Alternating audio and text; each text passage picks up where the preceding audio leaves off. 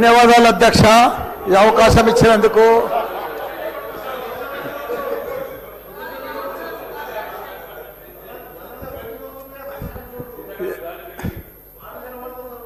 సరే, పెళ్లికి వచ్చినా రాకున్నా కానీ ఒక అధ్యక్ష చాలా బాధాకరంగా ఉన్నది, చాలా ఇబ్బందికరంగా ఉన్నది.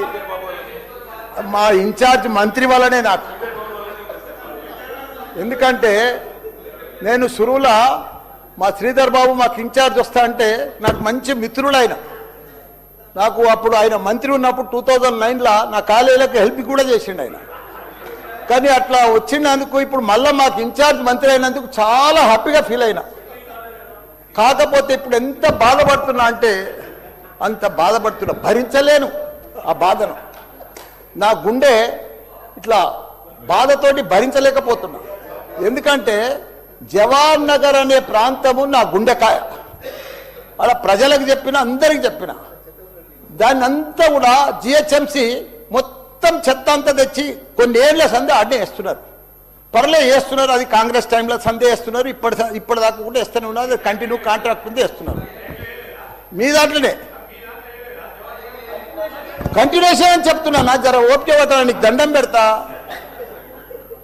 ఎందుకంటే ఆ చెత్త వేసినప్పుడు నేను మంత్రి ఉన్నప్పుడు మా కేటీఆర్ గారు 500 కోట్లు ఇచ్చిండు.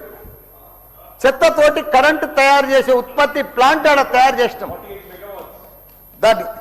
అది కాకుండా 144 కోట్లతోటి క్యాపింగ్ పెట్టిన, మొత్తం మట్టి పోసి గడ్డి పెట్టి అది గుట్ట లెక్క తయారు చేసినాం.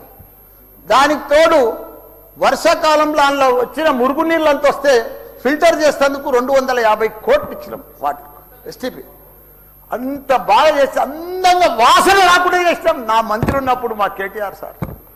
అటువంటిది ఇప్పుడు 2 సంవత్సరాలు 4 నెలల సంది భరించలేము. కొత్త గుట్ట చెత్తకుండి తయారు చేసిరు, కొత్తది ఒకటి.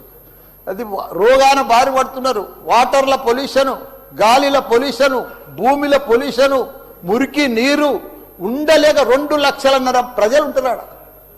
దయచేసి అన్నా శ్రీధర్ అన్న, నువ్వంటే నాకు చాలా అభిమానం. నన్ను పగబట్టకన్నా.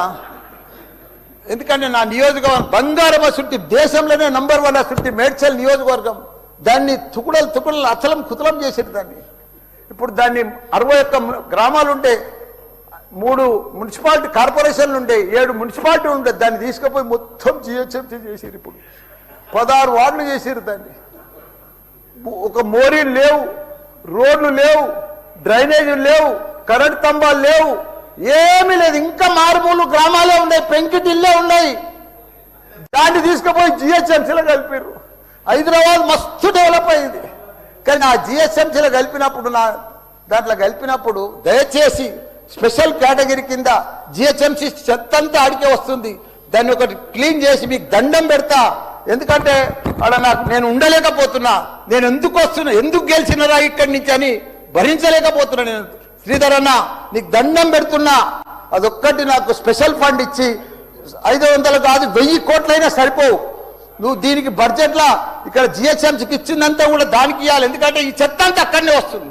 అక్కడ కూడా ప్రజలన్నా, పేద ప్రజలన్నా, డెవలప్ లేదన్నా, మోరీలు లేవన్నా, రోడ్లు లేవన్నా, లైట్లు లేవన్నా, చచ్చిపోతున్నారన్నా, రోజు ఒకరు చచ్చిపోతున్నారన్నా, హాస్పిటల్ బారిన పడుతున్నారన్నా ప్రజలంతా. నేను చూడలేకపోతున్నా, నేను భరించలేకపోతున్నా. నీకు దండం పెడతా.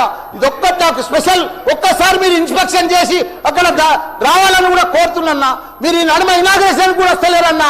ఆ మహేందర్ రెడ్డిని పంపిస్తురన్నా. మీరు కావాలనే వస్తురన్నా, కుట్ర పంపుతురన్నా, నా మీద కుట్ర పంపుతురన్నా. ప్లీజ్ దయచేసి అదొకటి మీరు రావాలి. కృష్ణారావు గారు